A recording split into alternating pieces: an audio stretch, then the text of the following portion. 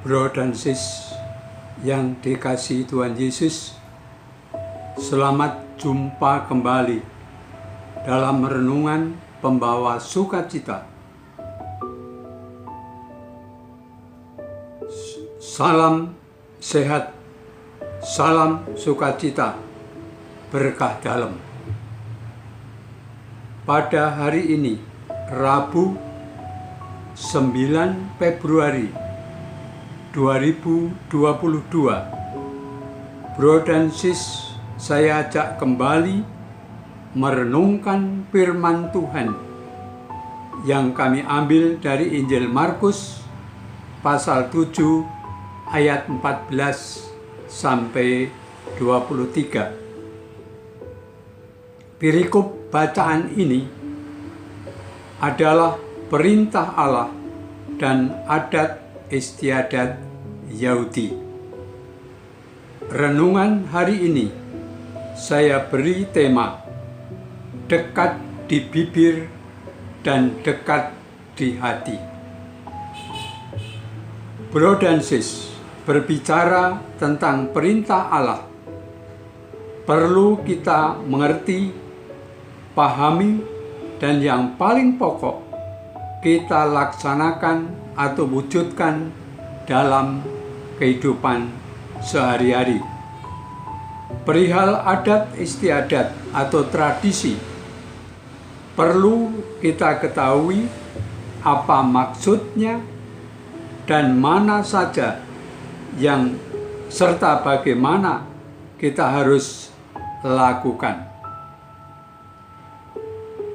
Kita ketahui bahwa salah satu sumber ajaran gereja Katolik adalah tradisi.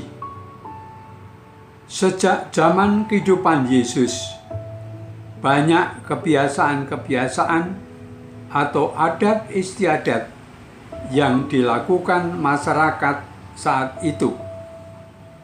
Antara lain, bayi laki-laki harus disunat pada usia 8 hari dan diberi nama. Anak laki-laki sulung harus dipersembahkan di bait Allah. Anak laki-laki umur 12 tahun menjalankan upacara tertentu di bait Allah dan pertama kali membacakan kitab Perjanjian Lama di depan umum, dan masih banyak yang lain. Bro dan sis, dalam perikop ini terjadi konflik antara Yesus dan ahli Taurat serta orang Farisi tentang masalah apa yang dilakukan oleh murid-murid Yesus. Sebelum makan, tidak membasuh tangan. Hal tersebut dianggap melanggar kebiasaan masyarakat saat itu. Yesus mengungkapkan prinsip yang tidak kenal waktu, bahwa bukannya apa dan bagaimana orang makan yang dapat membuat seseorang bersih atau najis. Apa yang dari dalam pribadi seseoranglah yang membuat orang bersih atau kotor.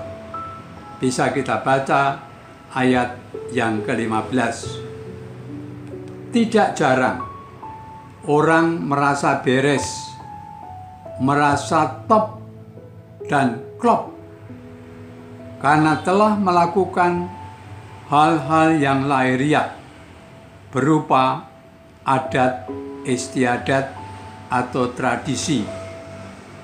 Hatinya tentram, nuraninya terhibur karena segala tata dan cara telah dilaksanakan sebaik mungkin. Padahal masih ada masalah lain yang harus diperhatikan. Inilah yang dituju oleh Yesus dengan mengutip kitab Yesaya pasal 29 ayat 13 yang berbunyi, "Dan Tuhan telah berfirman, oleh karena bangsa ini datang mendekat dengan mulutnya dan memuliakan aku dengan bibirnya, padahal hatinya menjauh daripadaku dan ibadatnya kepadaku hanyalah perintah manusia yang dihafalkan."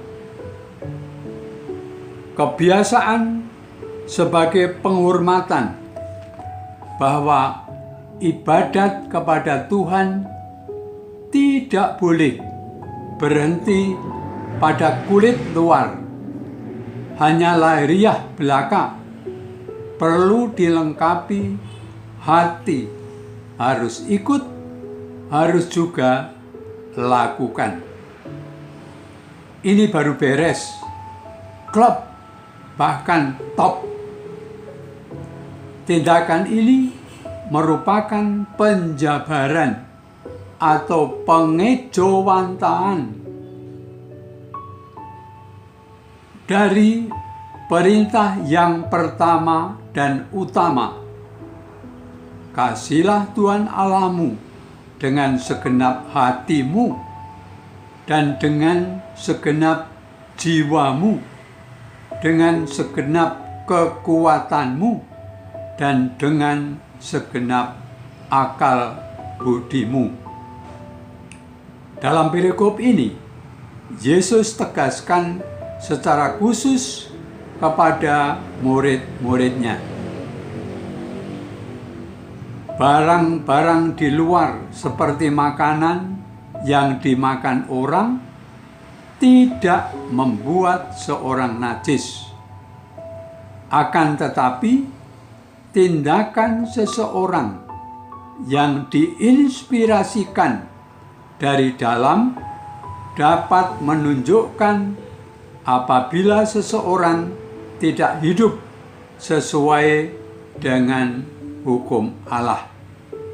Bisa kita baca ayat 17 sampai 23. Dalam Injil ini diharapkan seseorang akan melihat berbagai cara mereka hidup dalam hubungannya dengan orang lain untuk melihat apakah mereka mengabdi Allah dari dalam hatinya atau dengan seluruh pribadinya atau hanya di bibir.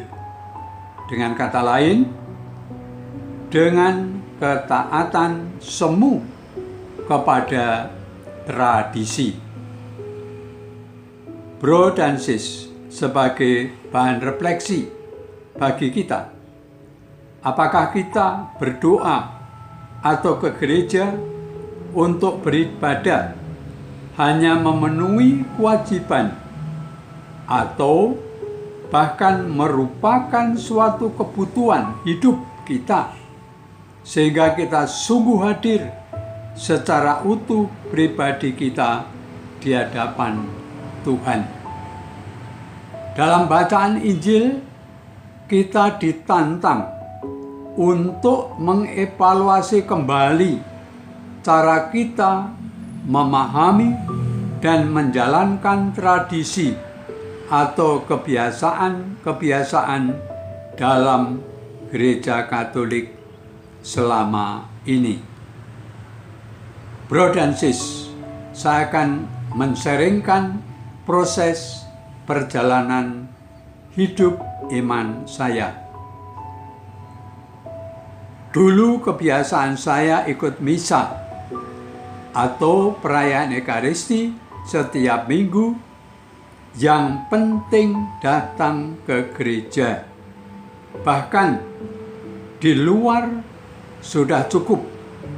Pada saat komuni ikut maju menerima sudah cukup. Setelah sering mengikuti retret, bahkan retret karismatik, kebiasaan tadi berubah.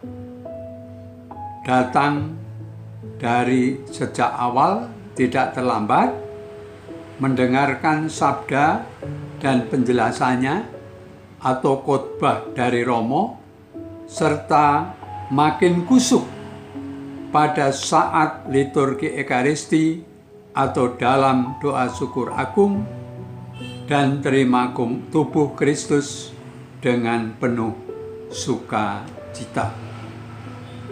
Marilah berdoa dalam nama Bapa dan Putra dan Roh Kudus. Amin. Ya Tuhan, tambahkan iman kami dan mampukan kami memahami dan melaksanakan tradisi-tradisi atau kebiasaan-kebiasaan dalam Gereja Katolik dengan sepenuh hati. Amin. Dalam nama Bapa, Putra, dan Roh Kudus. Amin. Salam sukacita. Tuhan Yesus membimbing kita. Berkah dalam.